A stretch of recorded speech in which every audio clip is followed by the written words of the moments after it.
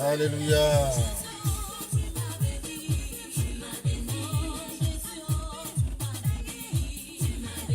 L'appairage a échoué.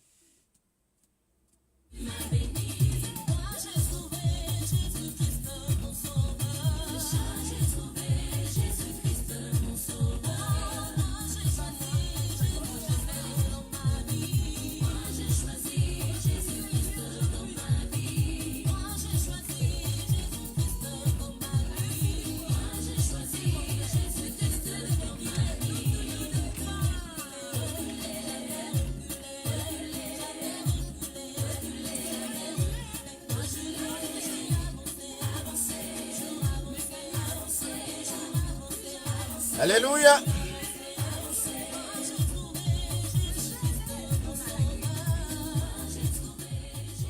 Bonsoir les winners de Dieu.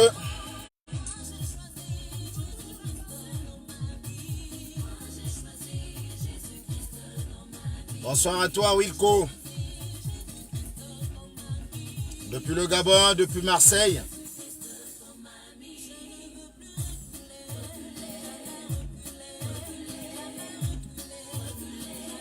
Bonsoir à toi Kofi. Je sais pas si tu es sur Avignon. Je sais pas si tu es à Paris. En tout cas frère, on est ensemble.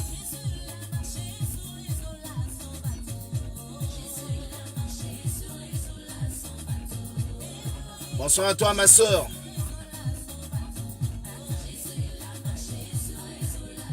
Bonsoir à toi Sandra.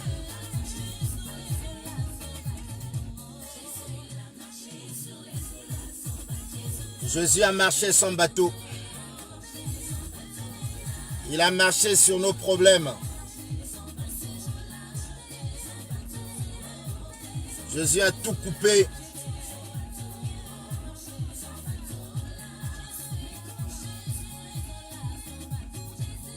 Jésus nous a libérés. Le Seigneur nous a rachetés. Il a écrit nos noms là-haut. Dans le livre de vie, il a écrit nos noms. Les winners de Dieu, peuple de Dieu, princes et princesses. Ce soir, nous allons parler d'un thème. Le thème s'intitule « L'hypochondriaque spirituel ». Un thème souvent fréquent dans nos églises. Quasiment un thème planétaire. Quelle que soit la confession religieuse, quel que soit ton continent, à travers ce thème, tu me diras, oui, il y a ce genre de symptômes, il y a ce genre de personnes dans mon église, ou encore, moi-même, j'en fais partie. L'hypochondriaque spirituel. Invitons, partageons, likons. Nous avons 3 minutes pour partager, pour inviter. Et par la suite, nous allons continuer avec notre thème. On y va. Bonsoir à toi, frère Diela. Homme de Dieu, sois béni. Dieu a marché sur nos problèmes. Il a marché sur la condamnation. Dieu a marché sur la limitation. Non seulement qu'il a marché sur nos problèmes, mais il a écrit nos noms sur le livre de vie. Là-haut. Dans le livre de vie, ton nom est écrit. Serviteur, sois béni. Bonsoir à toi. Moi, j'aimerais marcher avec Dieu. Je lui ai donné ma vie de la même manière qu'il a donné sa vie pour moi.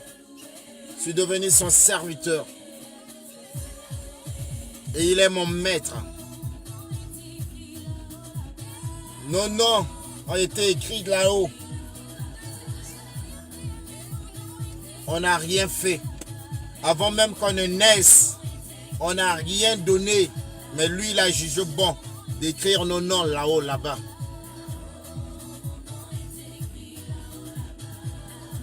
Dieu a jugé bon d'écrire nos noms là-bas, alors qu'on n'a rien fait, on n'a rien demandé. Merci encore, peuple de Dieu. Le thème s'intitule « L'hypochondriaque spirituel ». Je réfléchissais pendant la semaine, alors que je travaillais.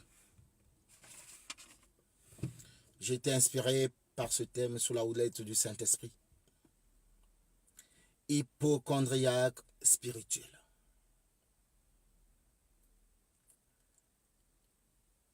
Hypochondriaque spirituel. Je dis, mais c'est un thème très fort. Il a fallu que j'aille faire des recherches pour comprendre. Il a fallu que j'aille en profondeur pour comprendre pourquoi Dieu veut parler à nous, son peuple, sur ce thème. Dieu ne parle pas au hasard. C'est qu'il y a un constat. C'est qu'il a vu, il a entendu. Il est temps qu'il ramène nous, la brebis perdue, ou nous, les brebis perdues, dans la bergerie. Et le texte de base sera dans le livre de Marc. Le livre de Marc va nous permettre de mieux comprendre ce que Dieu veut de nous. Marc au chapitre 16 et le verset 17. Marc 16, 17. Pour ceux qui ont l'habitude de lire la Bible, ils sauront de quoi nous parlons. Je vais sans plus tarder vous demander à prendre la Bible, qui est notre constitution. Nous faisons partie du royaume. Et dans notre royaume, c'est la Bible qui est notre constitution. J'en ai plusieurs versions, mais j'aime utiliser celle-là, la Bible expliquée. Dans ce passage de la Bible, il est écrit dans le livre de Marc 16 au verset 17. La version expliquée, donc la version la plus simple et facile. Et voici à quel signe on pourra reconnaître ceux qui ont cru. Ont cru à qui? À Jésus-Christ de Nazareth, à notre Sauveur et Seigneur. 2 points. Ils chasseront des esprits mauvais en mon nom. En d'autres termes, ils chasseront des démons en mon nom. Ils vont guérir les malades en mon nom. Ils parleront des langues nouvelles. Seigneur, merci pour ta parole.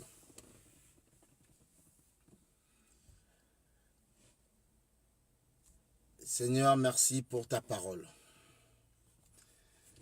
Le passage nous dit, au nom de Jésus, c'est Jésus qui parle. En mon nom, nous chasserons des esprits mauvais. En son nom, nous allons guérir les paralytiques. En son nom, tout ce que nous demanderons, il nous l'accordera. En son nom, tout genou fléchira. Son nom se lève au-dessus de tous les noms. Son nom est le nom qui donne tous les remèdes. Son nom, c'est le nom qui guérit tout. Et quand on dit tout, c'est tout. Le nom de Jésus. Le texte de base. Et le thème, c'est l'hypochondriaque spirituel. Les médecins ou ceux qui font des études de médecine conviendront avec moi que l'hypochondriaque, c'est un symptôme au fait, c'est un syndrome. C'est les gens aujourd'hui qui ont une certaine angoisse, une certaine anxiété, une peur. Et ils font très attention à leur santé. Dès qu'ils toussent, c'est comme si le ciel lui tombait sur la tête. Dès qu'il a mal, c'est comme si le jour s'était arrêté. Dès qu'il y a quelque chose qu'il n'arrive pas à comprendre, c'est comme un fléau. Et il n'hésite pas d'appeler le médecin, de prendre rendez-vous à tout vent. Nous penserons que c'est des vieilles personnes. Non, c'est aussi des personnes, on peut dire jeunes, ados. Non, c'est des personnes à tout moment, ils doivent consulter au moins, au minimum, une fois par semaine. Il est chez son médecin traitant. Il fait même de son médecin traitant sa famille. Et il ne s'arrête pas là, ces personnes-là. Même à la maison, ils osent appeler le médecin traitant. Et si le médecin traitant ne répond pas, il n'hésite pas à débarquer chez le médecin traitant. Ils connaissent quasiment tous les produits qui peuvent soigner sa soi-disant maladie et les génériques. Pour ceux qui ont regardé le film de Superchondriac de Danny Bourne, vous pouvez regarder ce film pour comprendre un peu le personnage. Ils ont une certaine hygiène de vie, les hypochondriaques. Ils n'arrivent pas à saluer quelqu'un de peur que la personne lui contamine. Ça, c'est les hypochondriaques dans la vie de tous les jours, selon la médecine. Maintenant, l'hypochondriaque spirituel. Nous allons rentrer dans le cadre et dans la dimension spirituelle pour savoir, pour connaître, pour arriver à discerner, pour arriver à mettre ce qui est à part et à faire ce qui est juste. Nous avons dit en introduction que c'était des personnes qui avaient une certaine angoisse.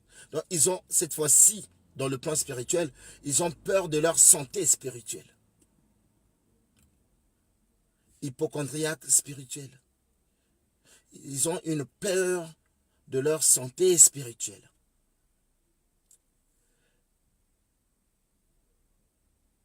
Ils n'hésitent pas. Ils n'hésitent pas à paniquer. Ils paniquent pour rien. Ils paniquent pour rien. Les hypochondriaques spirituels. Ce sont des gens, ils prennent beaucoup plus soin du corps que de l'âme ou encore de l'esprit. Quand on parle de la santé spirituelle, pour eux, cette santé spirituelle s'arrête et se limite sur la dimension du corps. Alors que l'homme est tridimensionnel. Nous avons le corps, l'esprit et l'âme. Mais pour eux, c'est le corps. Dès qu'ils ont des ganglions, c'est des problèmes. Dès qu'ils ont de l'acné, c'est des problèmes. Dès qu'ils voient le mal ou le diable partout. Les hypochondriaques spirituels. L'âme les intéresse ou les importe peu. On a bien parlé d'une dépendance. Pour ceux qui ne sont pas spirituels, ces hypochondriaques, ils ont une certaine dépendance pour les produits ou les médicaments. Au lieu que nous ayons une certaine dépendance pour la parole de Dieu afin de nourrir nos âmes, mais eux, c'est pas ça. Les hypochondriaques spirituels ont une certaine dépendance de pasteurs. Pour eux, la solution à leurs problèmes, c'est le pasteur. La solution à leurs problèmes, c'est le pasteur. Les hypochondriaques spirituels peuvent appeler le pasteur près de N fois par jour. Dès qu'il y a un problème, pasteur. Dès qu'il y a un problème, pasteur. Dès qu'il y a un problème, pasteur. Ils dépendent du pasteur. Donc, en gros, sans qu'ils ne s'en rendent compte, ils vénèrent le pasteur. Ce n'est plus Dieu. Ce n'est plus Dieu, c'est maintenant le pasteur. Le pasteur a dit, le pasteur a dit, le pasteur a dit, le pasteur a dit, le pasteur a dit. Au lieu de dire la Bible déclare, ou Dieu dit dans sa parole, c'est maintenant le pasteur. Hypochondriaque spirituel. On les reconnaît facilement. Pose-leur la question. Tu pries où? Ou tu pries dans quelle église? Sans s'en rendre compte. Au lieu de dire que je prie dans une église qui s'appelle X ou Y, il donnera le nom du pasteur. Une forme d'idolâtrie. Sans qu'ils ne s'en rendent compte. Ils deviennent idolâtres. Je prie chez le pasteur Intel. Est-ce que le pasteur Intel, c'est lui ton Dieu? Ou tu pries dans une église où le pasteur Intel est à la tête? Arrivons à faire la nuance ou la distinction des choses. Parce que l'hypochondriaque lui-même, en général, quand il va voir le médecin, il connaît même que ce médicament-là peut me guérir. Mais il faut que ça sorte de la bouche du médecin pour qu'il soit rassuré. Les hypochondriaques spirituels, ce sont des personnes, ils connaissent tous les versets de la Bible. Il va te réciter les versets de la Bible.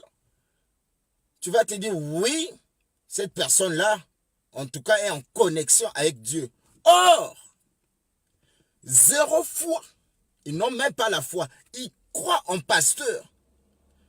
Le passage que nous venons de lire, le livre de Marc 16-17, Dieu dit dans sa parole, voici, si vous croyez en mon nom, ce que vous allez faire. Mais eux, ils ne croient pas au nom de Jésus, ils croient au nom du pasteur. Donc pour eux, l'église, ce n'est pas l'église de Jésus, ce n'est pas Dieu qui est à la source de l'onction, mais c'est le pasteur. Comme on a dit tout à l'heure, aujourd'hui, certes qu'il y a des consultations dans des églises, et aussi des consultations chez des médecins, mais ils vont consulter le médecin, donc le pasteur, ou le ouin, ou le prophète, la prophétesse, comme vous voyez, la personne qui est en charge de l'église. Ils vont consulter la personne quasiment dans une semaine. Si ce n'est pas 2 fois, c'est 3 fois. Et en dehors de ces consultations-là, même les nuits, quand ils dorment, même les nuits, ils vont appeler le pasteur, ou ils vont appeler hypochondriaque spirituel.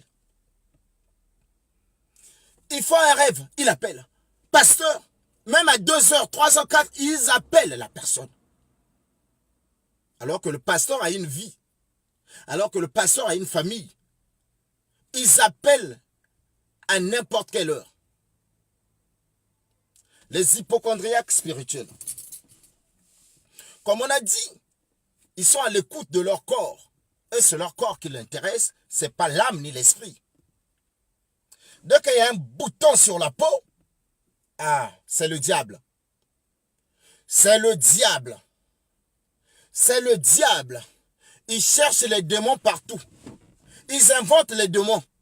Si maman est morte, si papa est mort, s'il n'a pas de tante, il doit chercher le démon pour dire c'est le voisin. Il cherche le démon partout. Et s'il n'y a pas de voisin, il ou elle est prête pour dire c'est même mon enfant là que j'ai porté qui est ensorcelé. Donc c'est lui ou c'est mon enfant qui a sur ce problème. Les hypochondriaques spirituels, ils cherchent le démon partout. Pour eux là, quand ils voient un cafard, cafard c'est un esprit, c'est le démon. Ils voient une souris, c'est le démon. Un moustique, c'est le démon. L'araignée, c'est le démon. Les démons, c'est partout pour les hypochondriaques spirituels. Or, Dieu a dit dans sa parole que la terre produise. La terre a produit. Donc, le cafard est là, il joue son rôle. Dieu sait pourquoi il y avait des cafards. Dieu sait pourquoi il y a des serpents. Dieu sait pourquoi il y a des rats. Dieu sait pourquoi il y a des hiboux. Dieu sait pourquoi. C'est ça, c'est ce qui constitue la nature. Ils sont en train de réguler. Ils ont un rôle à jouer. Donc, dès qu'ils voient ça, il y a un problème. Le chien, il passe, c'est un démon. Le canard passe, c'est un démon. Même sa propre nourriture qu'il a préparée est ensorcelée. Hypochondriaque spirituel. Il a un sentiment d'insécurité. Mais ce qui est bizarre, c'est qu'il ne prie pas. Il n'est pas en communion, en contact avec Dieu. Lui, il est en communion ou en contact avec son pasteur. Ça le suffit. L'hypocondriaque spirituel, dès qu'il ou elle va dans une église, il assiste à un programme ou à une certaine manifestation de Dieu, il revient ou elle revient directement imposer ou soumettre ce qu'il a vu à son pasteur ou aux dirigeants de l'église. J'ai été à un programme, j'ai vu ce qui s'est passé, regarde ce que toi tu dois faire. Non, pour lui, Dieu opère de la même manière. Or, il oublie une chose ou elle oublie une chose. Dieu peut utiliser pour un message, il peut utiliser ça 10 millions de fois à 10 millions d'êtres. Donc, pour eux, ils ont un certain trouble spirituel. Les hypocondriaques spirituels sont des personnes qui n'hésitent pas à aller en conflit avec le pasteur si ce dernier ne lui accorde pas l'audience qu'il veut ou qu'elle veut. Et en plus, il connaît le genre de prière. Dès qu'il vient, il dit pasteur ou homme de Dieu, prophète ou n'importe, tout ce que vous voulez. Il dira, la prière que tu m'as faite la dernière fois, là, ça m'a soulagé. Il faut que tu me refasses la même prière. Donc, il oblige à son pasteur de prier comme il a prié autrefois, ou encore s'il avait fait un cauchemar cette nuit. Demain, encore dans la nuit, il appellera le pasteur pour dire, pasteur, la prière que tu as faite hier, là, j'aimerais que tu me la refasses aujourd'hui.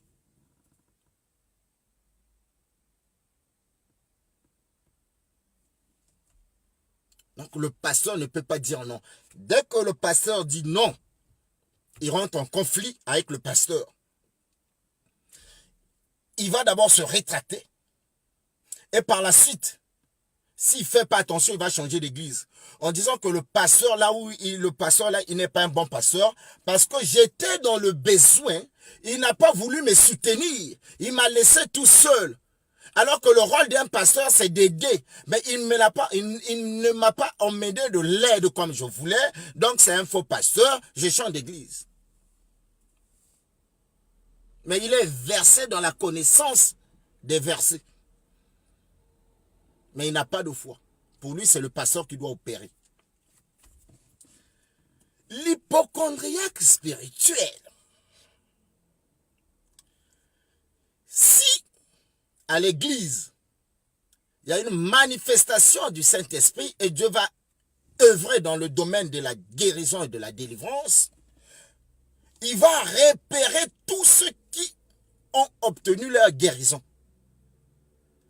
Vous avez minimum 2 semaines, il ne faut pas le saluer, il ne faut pas le parler, il ne faut même pas s'asseoir à ses côtés, de peur que vos démons puissent rentrer en lui ou en elle.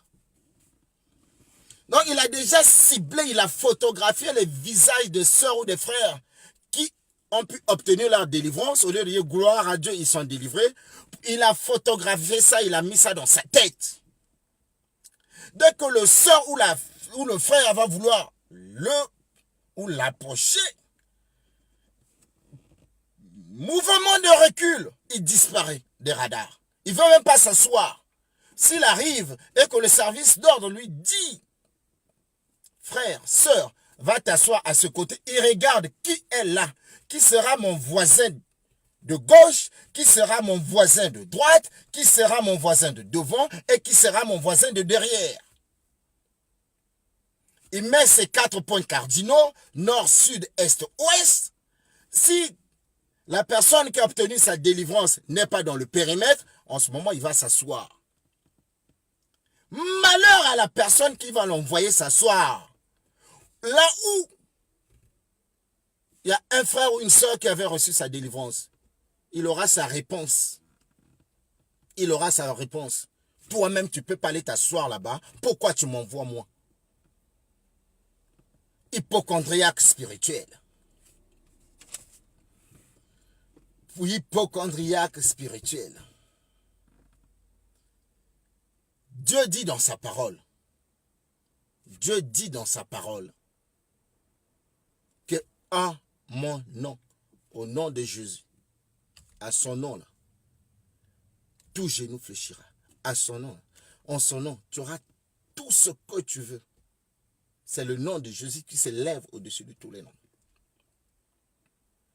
Maintenant, frère, sœur, aujourd'hui tu as fait de ton pasteur, tu vénères ton pasteur, il devient ton idole, il devient ton Dieu. Où est la place de Dieu?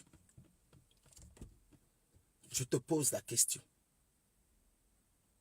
Où est la place de Dieu? Donc, dans nos églises, à partir de ce soir, à partir de maintenant, tout ce que nous venons de dire, c'est d'une manière non exhaustive. Vous pouvez rajouter et vous saurez et vous allez détecter qui est hypocondriaque spirituel et qui ne l'est pas. Qui est hypocondriaque spirituel et qui ne l'est pas.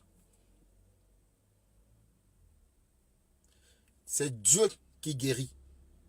Dieu peut utiliser le pasteur, tout Dieu peut utiliser toi. Dieu peut t'utiliser plus que le pasteur. C'est juste que le pasteur a eu la grâce de prêcher devant. Mais ce n'est pas pour autant qu'il est le plus oint. Dieu choisit qui il veut, quand il veut. Dieu choisit qui il veut, quand il veut.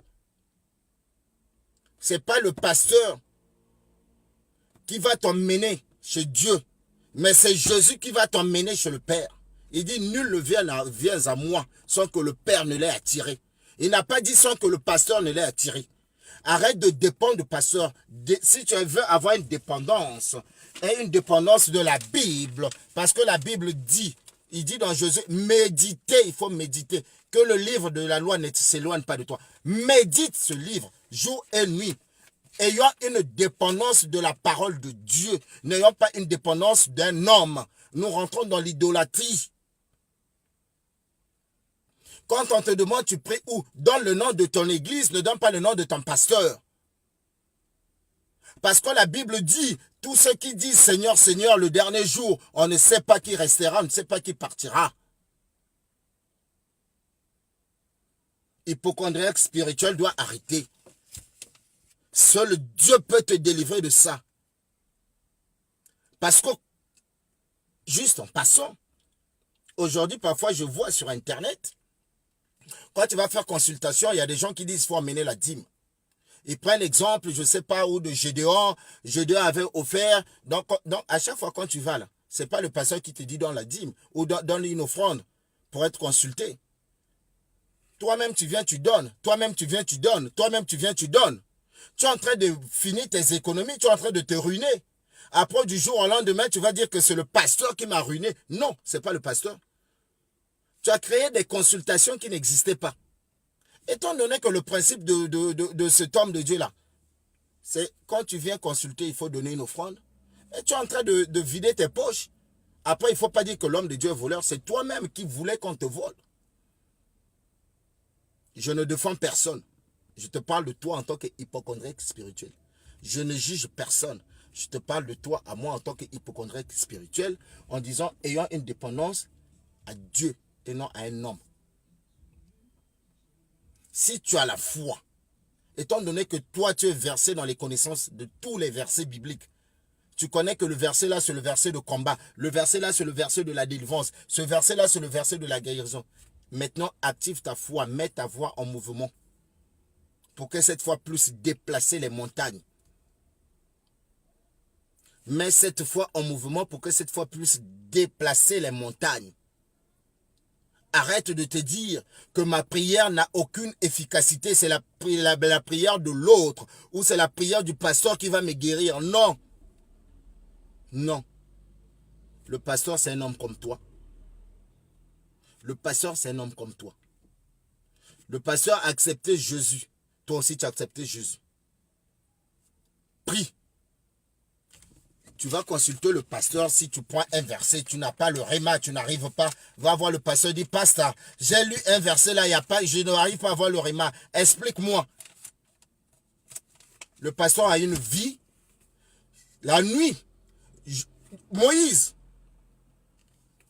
se devait de laisser le peuple d'aller sur la montagne pour avoir des nouvelles instructions, des instructions divines.